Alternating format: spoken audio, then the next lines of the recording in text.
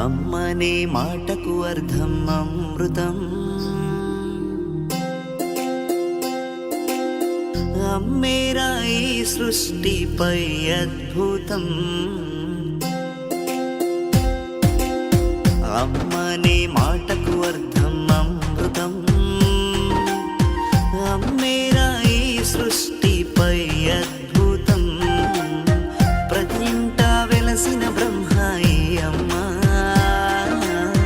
ప్రతి ఇంట వెలసిన బ్రహ్మాయి అమ్మ.